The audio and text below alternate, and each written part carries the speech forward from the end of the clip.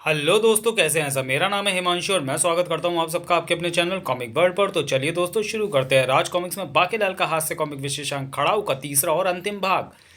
तभी महाराज, अभी अभी गुप्तचर ने सूचना दी है कि विशालगढ़ की महारानी और राजकुमार को खड़ाऊ कर लिया गया है। क्या? वहां मेरी रानी व पुत्र का खड़ाऊ हो गया और मैं यहाँ आलती पालती मार कर बैठा हूँ। मुझे फौरन वापस भेजो राजा अवशेषनाग। नहीं, अगर ऐसा हो गया तो फिर वो तुम्हें भी खड़ाऊ कर लेगा और उसकी मंशा पूरी हो जाएगी। तुम यहाँ से नहीं जा सकते। किंतु इस प्रकार वो नराधम मेरी रानी और पुत्र का अक्कड़ बक्कड़ बॉम्बे बो कर देगा। हाँ, क्रोध में आकर ये काम तो वो कर सकता है, पर कल से पहले नहीं करेगा। कल पूर्णिमा की रात्रि तक तो वो तुम्हारा पता लगाकर तुम्हें ही खड़ाऊ करने की चेष्टा करेगा। तभी गजब हो गया महाराज, गुप्तचरों ने सूचना भेजी है कि कच्छाधारियों को राजा विक्रम सिंह के यहाँ होने की बात पता चल गई है और उन्होंने अपने एक शक्तिशाली योद्धा घूंघू को हमारी बाम्बी में उतार दिया है अपने शिकार को खड़ाऊ करने के लिए। तो फिर खड़े खड़े मेरा मुंह क्या देख रहे हो? बाम्बी के प्रत्येक रास्ते पर अपने सैनिक लगा दो और जैसी कच्छाधारी घुसपैठिया घूंघू दिखाई दे, घूंघू है कि पूपू है, पूपू दिखाई दे, उसका सिर फौरन उड़ा दो। सेनापति सरफुज, हो सकता है हमारे सैनिक पूपू का ना पकड़ पाए, क्योंकि शुद्ध नाग के पास एक से बढ़कर एक योद्धा हैं। इसलिए सोने की बाम्बी में जाओ और हमारे मित्र ऐना द कुंडा को जगाओ। वो किसी का भी कुंडा कर सकता है। अब पूपू का कुंडा वही कर सकता है। हो फुस। हाय सोडले, तेरा ओथे की हाल होगा, जबकि इधर बाकेलाल का बुरा हाल था। बेटा बाके मोटा तो गया ही, अब तू भी गया काम से। यहाँ तो तेरी अर्थी को भी आग देने वाला कोई नहीं होगा। तू इतना डरता क्यों है बाकेलाल? तेरे पास तो भंगड़ा बीन है। पर अगर बीन की तान पर सर्प मानवों ने भंगड़ा ना किया और तुझे ढोल की तरह पीट दिया तो? कहते हैं सर्पों को अपने शिकार की गंध बहुत शीघ्र ही आ जाती है और वही गंध वस्त्रों में भी होती है। बाम्बी में आते ही उन्हें मेरी गंध लग गई होगी। अगर मैं अपने वस्त्र उतार कर जगह जगह छोड़ता चलूं तो मैं उन्हें कुछ देर तक तो भ्रमित कर ही सकता हूँ। तब तक शायद मैं बाहर निकलने का कोई मार्ग ढूंढ ही लूं। मन ही मन ये विचार करके बाकेलाल ने अपना कुर्ता उतार कर वहां टांग दिया और आगे बढ़ चला। ये किस मुसीबत में पड़ गया मैं। बाके ने अपनी बनियान भी टांग दी। पता नहीं मेरी यह योजना सर्प मानवों को धोखा दे पाएगी या नहीं। बाकेलाल ने एक मोड़ पर अपना पजामा भी टांग दिया। हे भोले शंकर, ये रास्ता सीधा बाम्बी के बाहर ही जाता हो। कच्छाधारी सर्पों के हमले का संकट सिर पर था। अच्छाधारी सर्प ऐना दा कुंडा को जगाने के लिए उसकी सोने की बाम्बी में प्रवेश कर रहे थे। जल्दी करो, क्योंकि ऐना दा कुंडा को जगाना सरल नहीं। ये एक माह सोता है, फिर एक दिन जागता है, फिर एक माह सोता है, एक दिन जागता है। उसे जगाने में बहुत समय भी लग सकता है। सेनापति सरफुस कक्ष में पहुंचा और आदेश दिया, ढोल बजाओ, नगाड़ों से गुजा दो सोने की इस बाम्बी को। यहाँ ऐना दा कुंडा सोता है, इसलिए ही तो इसे सोने की बाम्बी कहते हैं। पहले बजाओ कहरवा ताल। सोने की बाम्बी गूंज उठी ढोल नगाड़ों व ढफलियों की कहरवा ताल से। धा धूम धाम धाम धम। कहरवा ताल का असर नहीं हुआ। मृदंग ताल बजाओ और जोरदार ढंग से बजाओ। ऐना तो कुंडा पर तो इस भारी शोर शराबे का कोई असर नहीं हो रहा। पजामी लाओ। ऐना दा कुंडा के कानों के पास नाड़ा राग बजाओ। नाड़ा राग का असर नहीं हुआ। चड्डी राग बजाओ। बाकीलाल तो इस वक्त मृत्यु राग अलाप रहा था। अब तो मेरे पास सिर्फ चड्डी बची है, इसे मैं उतार कर नहीं टांग सकता, परंतु इस स्थान से बाहर जाने का कोई रास्ता दिखाई नहीं पड़ रहा और ना ही यहाँ अभी तक मुझे कोई दिखाई ही पड़ा है। बाकीलाल का सोचना ही था कि अरे वो रहा चड्डी पहलवान। पूपू पकड़ लो इसे, उड़ा दो इसका सर, टुकड़े टुकड़े कर दो। ई बाके के तो समस्त रोंगटे एक साथ खड़े हो गए। बाके भाग, भागे, चड्डी पकड़ कर भाग। मैं खतरे की टल्ली टनटनाता हूँ, टन टन टन टन टन टन टन। घबराहट में बाकेलाल ये भी भूल गया कि उसके पास भंगड़ा बीन है। अब सर्प मानवों से पीछा छुड़ाना मुश्किल था। टन टन टन टन टन टन, पकड़ो, जाने ना पाए। बाके अब भी समय, अपने ईश्वर को याद कर ले। खतरे की टल्ली प्रत्येक बाम्बी में गूंज रही थी, जिसने पूपू की खोज में लगे सर्प सैनिकों को सतर्क कर दिया था। टल्ली की आवाज उधर से आ रही है, पूपू उधर ही होगा। टन टन टन टन टन टन। बेचारा बाकेलाल पूपू के धोखे में मारा जाने वाला था। ओह, सामने से भी सर्प सैनिक आ गए। बाकी एक दूसरे मार्ग पर भाग पड़ा। जब तक दम में दम है तब तक तो मैं इनके हाथ नहीं आने का। क्या पता मैं इन्हें भगा भगा कर ही मार डालूं। सर्प सैनिकों द्वारा बाकी को पकड़ने की कोशिश जारी थी और ऐना द कुंडा को जगाने की सेनापति की। चड्डी राग भी ऐना द कुंडा को जगा पाने में सफल नहीं हुआ। राग चकर कनाती का प्रयोग करके देखो। पी पू भैं भू पी। अचानक सभी राग बजने बंद हो गए। क्या हुआ कमबख्तो, राग बजाने बंद क्यों कर दिए? सर्प सेनापति पीछे पलटा तो ओह, बहुत देर से कई राग बजाते बजाते सभी सैनिक बेहोश होकर लुढ़क गए। अब क्या होगा? ऐना तो कुंडा को जगाना आवश्यक है, किंतु अब इसे कैसे जगाएंगे? कैसे का प्रश्न तो बाकेलाल के भी सामने था कि जान कैसे बचे। फिलहाल तो उस कक्ष में जाकर छिप जा बाके, जल्दी कर। पर बेचारा बाकेलाल क्या जानता था कि यहीं पर तो सोया है ऐना दा कुंडा। अरे कौन हो तुम? तुमने तो कच्चा पहन रखा है। ओ, तुम तो पूपू हो। तुम्हें कच्छाधारी सर्व राजा शुद्ध नाग ने भेजा है। मर गया बाके, तू अब मर गया। तभी पीछा करते सर्व सैनिक भी वहां पहुंचे। लो, ये तो खुद ही मृत्यु की बांध में आ गया। खत्म कर दो इसे। एक सैनिक का जिस्म हवा में उछला, ताक। ओ, काश मुझे पता होता कि इस बार मैं योजना बना रहा हूं वो मुच्छड़ मनूस की नहीं बल्कि मेरी अपनी मृत्यु की है, तो मैं ऐसी योजना कभी नहीं बनाता। लेकिन इससे पहले कि सर्व सैनिक उसका सिर धड़ से जुदा कर पाती, ओह, इस भगड़ा बीन को तो मैं बिल्कुल भूल ही गया था, जो सर्प मानवों को ढीम ढीम लक्का लक्का करने पर विवश कर देती है। बाके, चल जल्दी कर, अभी तेरे पास अपनी जिंदगी बचाने का एक अवसर और है। बाके ने अब क्षण भर भी देर न की और बीन मुंह से लगा ली। मी, तेरी पीपनी में मेमना। और मार धड़प्पा दिल विच आजा, हो जा बल्ले बल्ले, मार धड़प्पा दिल विच आजा, नीऊ झांझर नू झनका, ओ कुड़िए हाड़ दिए। काम बन गया बाके, ये भंगड़ा करने लग गए। बीन बजाता रहे बाके, बीन बजाता रहे।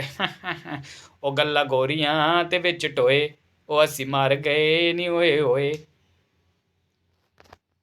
भंगड़ा करता उठ बैठा ऐना दा कुंडा, और दिल ले गई कुड़ी गुजरात की, दिल ले गई कुड़ी ओए। मारो सुट्टिया भी मुंडा जदू समझावे। भाई गाना है, मैं नहीं गा सकता।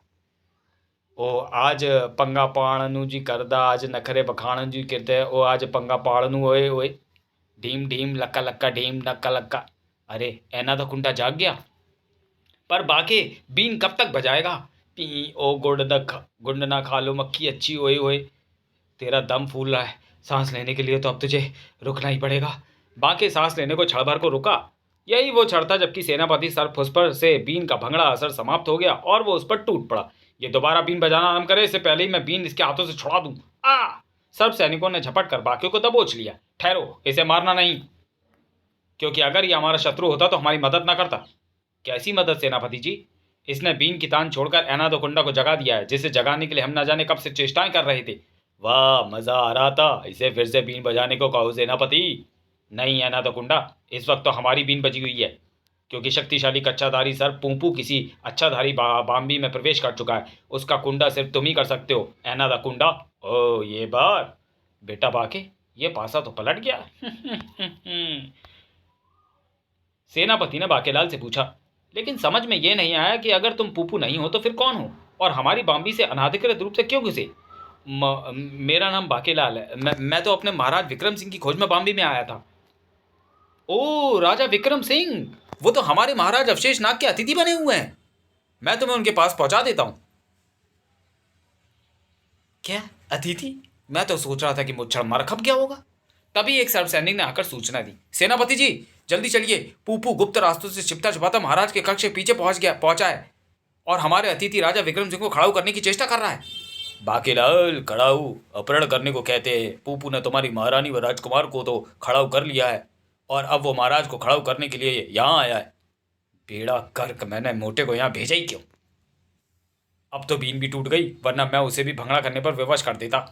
कोई बात नहीं, आओ मेरे साथ, मैं देखता हूँ कि वो हमारे अतिथि को खड़ाऊ कैसे करता है। पर पहले बाकेलाल जी को उनके वस्त्र पहना दो। शुक्र कर बाकेलाल की जान बच गई। पूपू ने राजा अवशेष नाग के कक्ष में हंगामा मचा रखा था। तेरे सारे सैनिक को मैंने चुम्मा पाश में जकड़ दिया है। अब सम्मोहन पाश के फंदे से तू नहीं बचेगा राजा अवशेष नाग। उसके बाद आई वो काटा पास से बांधकर मैं राजा विक्रम सिंह को कच्चा बाम्बी ले जाऊंगा। विक्रम सिंह ने राजा अवशेष नाग को धक्का देकर सम्मोहन पाश में फंसने से बचा लिया। बचिए महाराज। बचाना तो मुझे तुम्हें है राजा विक्रम सिंह। तभी पोपो, मैं तेरा कुंडा करने आ गया। हा हा हा। ओ तुम?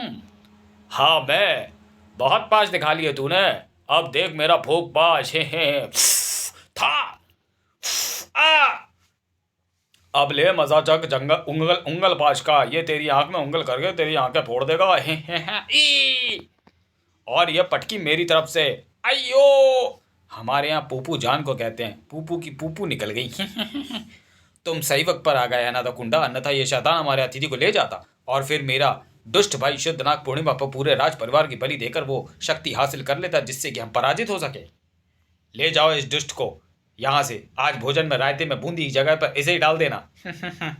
मैं भी वापस सोने जाता हूँ क्योंकि पूपू को भूख मार मार कर मेरी भी बहुत सारी भूख सरक गई है। अब और शक्ति हासिल करने के लिए सोना जरूरी है। पर ये तो मेरा बाखीलाल है। अरे बाखीलाल तुम यहाँ पर कैसे? तुम मुझे यहाँ ना भेजते तो बहुत भारी गड़बड़ हो जाती। अब मुझे समझ में आया कि तुमने मुझे बाम्बिया तोड़ने को क्यों कहा था। पर बाखीलाल अभी मैं तुम्हारी पुच्ची नहीं लूंगा क्योंकि महारानी और मोहक के प्राण संकट में हैं। भेड़ा गर्क मोटे, अगर मुझे वास्तविकता का पता होता तो मैं तुझे कभी भी ऐसा करने को ना कहता। राजा विक्रम सिंह, तुम्हारे प्राणों की रक्षा के साथ तुम्हारे परिवार की रक्षा का मैं वचन देता हूँ। नाश शक्ति प्राप्त करने का जो अवसर मेरे भाई को मिला है यह 20 वर्षों में एक बार ही मिलता है और मैं उस दुष्ट की यह कोशिश कभी सफल नहीं होने दूंगा। कच्छाधारी सर्प नाड़ा शक्ति के उपासक हैं, हम भी नाड़ा शक्ति को प्रसन्न करेंगे। अगर हमने नाड़ा शक्ति को प्रसन्न कर लिया तो वो कच्छाधारियों का साथ छोड़ देगी और उसी क्षण हम उन पर आक्रमण करके उनके राधे धूल में मिला देंगे। आओ मेरे साथ। बेटे बांके, मुच्छड़ खतिया पाचा करने का तेरे पास अभी एक और अनुपम अवसर है। अगर किसी तरह मुच्छड़ कच्छाधारियों के हाथ लग जाए तो वो पूरे राज परिवार की बलि चढ़ा देंगे। उसके लिए तुझे कुछ ऐसा चक्कर चलाना पड़ेगा कि नाड़ा शक्ति प्रसन्न ही ना हो। हम अभी इसे नाड़ा शक्ति को प्रसन्न करने के लिए यज्ञ करेंगे। सेनापति, मैं यज्ञ प्रारंभ करने के लिए नाड़े की प्रथम भेंट यज्ञ कुंड को अर्पित करता हूं। तुम सबको नाड़े बांट दो ताकि सब नाड़ा आहुति दे सके। किंतु ध्यान रहे, सिवाय नाड़े की दूसरी कोई आहुति भूल कर भी नहीं जानी चाहिए, अन्यथा नाड़ा शक्ति नाराज हो जाएगी। जो आज्ञा महाराज। ओम नाड़ाय स्वाहा, नाड़ा शक्ति प्रसन्न हो। वाह, मिल गया यज्ञ को अशुद्ध करने का तरीका। मैं तो आहुति अपने कुर्ते की दूंगा। जबकि इधर कच्छाधारी राजा शुद्धनाग पूपू की मृत्यु का समाचार पाकर क्रोध से कांप उठा। क्या मेरे सबसे शक्तिशाली योद्धा पूपू को मार डाला उन्होंने? मुझे इसकी मृत्यु का अफसोस नहीं, पर अब राजा विक्रम सिंह मुझे कैसे मिलेगा? अगर आज मैं राज परिवार की बलि नहीं दे पाया तो फिर ऐसा अवसर मुझे 20 वर्षों बाद मिलेगा। चीख पड़ी रानी स्वर्णलता। दुष्ट, अगर तू अपनी जान की सलामती चाहता है तो हमें आजाद कर दे, अन्यथा तू बचेगा नहीं। तुम कच्छाधारी नाड़ा शक्ति के उपासक हैं, हम कच्छाधारी नाड़ा शक्ति के उपासक हैं और नाड़ा शक्ति के उपासक कदम आगे बढ़ाकर पीछे नहीं हटाते। चीख पड़ा सेनापति सरपरस्ती। महाराज ये क्या हो रहा है? मेरा नाड़ा चड्डी में से निकला जा रहा है। क्या? मेरा भी महाराज, और मेरा भी। ओह, कहीं दुश्मन भाई अवशेष नाग में ही नाड़ा शक्ति को प्रसन्न करना आरंभ तो नहीं कर दिया? मगर नाड़ा शक्ति उस पर प्रसन्न नहीं हो सकती। नाड़ा शक्ति ने मुझे वचन दिया था कि किसी और पर प्रसन्न नहीं होगी। प्रकट हो गई नाड़ा शक्ति। हाँ, वचन दिया था और मुझे अपना वचन याद भी है। मैं उस वचन की रक्षा कर भी रही हूँ क्योंकि तेरा भाई मुझे प्रसन्न करने की चेष्टा कर रहा है। ये नाड़े उन सभी को बांधकर यहाँ खींच लाएंगे जो नाड़ा यज्ञ में हिस्सा ले रहे हैं। ओह, क्या सच? तब तो उनमें राजा विक्रम सिंह भी होगा क्योंकि नाड़ा यज्ञ में सभी को शामिल होना पड़ता है। प्रकट हो गई नाड़ा शक्ति। सुन लिया रानी स्वर्णलता? अब कुछ ही देर में तुम्हारा पति भी यहाँ होगा और फिर मैं सबको एक साथ बलि पर चढ़ा दूंगा। माताजी, आप निराश ना हो, भाग्य तो एक क्षण में भी पलट सकता है। मोहक सिंह की बात सच साबित होने वाली थी क्योंकि उसी वक्त बांकेलाल, कुर्ता क्यों उतार रहे हो? आहुति तो नाड़ी की देनी है। यज्ञ की अग्नि के सेक से गर्मी लग रही है महाराज। कुर्ते को जानबूझकर बांकेलाल ने यज्ञ कुंड की तरफ उछाल दिया। अरे मेरा कुर्ता! अनर्थ हो गया। कुर्ते की आहुति नाड़ा शक्ति को रुष्ट कर देगी बांकेलाल। कुर्ता अपने आप नहीं गिरा, तुमने जानबूझकर फेंका है। नहीं, वो मेरे हाथ से छूट गया है।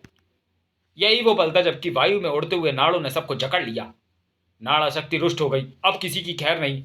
बांकेलाल बेटा, ये क्या हो गया? नाड़ों ने तुझे भी कर जकड़ लिया। तो क्या सच में नाड़ा शक्ति रुष्ट हो गई है?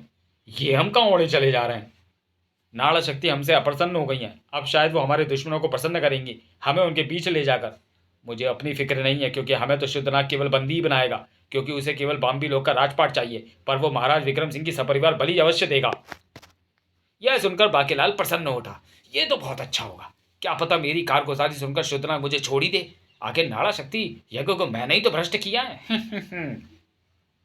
फिर वह दृश्य देखकर शुद्धनाग की तो बाछें ही खिल गई। आ गए मेरे सारे शत्रु, नाड़ा शक्ति उन्हें बांध कर ले आई। राजा विक्रम सिंह भी आ गया। हा हा हा। थम थम। महाराज, पिताश्री, पकड़ लो इन सबको। लेकिन ये क्या, आगे बढ़े सब सैनिकों को नाड़ों के फंदों ने जकड़ लिया। महाराज, हमें बचाएं। ये सब क्या हो रहा है? नाड़ा शक्ति, ये तो मेरे सैनिक हैं, तू इन्हें क्यों मार रही है? तूने सदा मेरा साथ देने का वायदा किया, मेरे दुश्मनों को मार। शुद्धनाग, अब मैं तेरे साथ नहीं बल्कि राजा अवशेष नाग के साथ हूं। हैं? मेरी तरफ? क्या? मगर क्यों? मैं की कसूर कितना? राजा शुद्धनाग, तूने पूर्णिमा की संध्या पर मुझे मलमल का लाल कुर्ता भेंट देने का वादा किया था, पर तू तो वादा भूल गया। वो वादा पूरा किया बाकेलाल ने, जिसने मुझे कुर्ते की भेंट दी। मैं नाड़ों के बने वस्त्र पहन पहनकर तंग आ गई थी, इसलिए मैं राजा अवशेष नाग द्वारा कराए जा रहे यज्ञ से प्रसन्न हो गई हूं। अब तेरी खैर नहीं। नहीं, धोखा, मुझे तो राज परिवार की बलि देनी है। इसे तब तक स्वतंत्र न करना नाड़ा शक्ति, जब तक कि बलि का मुहूर्त न निकल जाए। इसी के साथ नाड़ा शक्ति अंतर्धान हो गई। बाकेलाल, मैं तो समझा था कि तुमने यज्ञ को अपवित्र कर दिया, परंतु तुम्हारे कारण तो नाड़ा शक्ति प्रसन्न हो गई। वो तो मेरी फूटी किस्मत का कमाल था। बाकेलाल, तुम्हें कैसे पता चला कि कुर्ते की आहुति देने से शक्ति प्रसन्न होगी? मुझे स्वप्न में शंकर भगवान ने बताया था, वरना मैं क्या बेवकूफ हूं जो ऐसी हरकत करता हूं। तो मैं वही दुष्ट शुद्धनाग। अब तो नाड़ा शक्ति भी हमारे साथ है। अब भविष्य में तू कभी हमारी और हमारे राज्य की ओर को दृष्टि नहीं उठाएगा। मैं कुर्ते की भेंट देना क्यों भूल गया? विक्रम सिंह ने रानी स्वर्णलता और मोहक को बंधन मुक्त कर दिया, और तब बाके दे पुच्ची, बेड़ा गर्क हो गया। अब एक क्या 1000 पुच्चियां ले। बोलो राजा विक्रम सिंह की, बाकेलाल की जय। समाप्त। तो चलिए दोस्तों, वीडियो को यहीं समाप्त करते हैं और मिलते हैं राज कॉमिक्स में बाकेलाल की किसी अगली कॉमिक्स में अगले वीडियो में। तब तक के लिए धन्यवाद।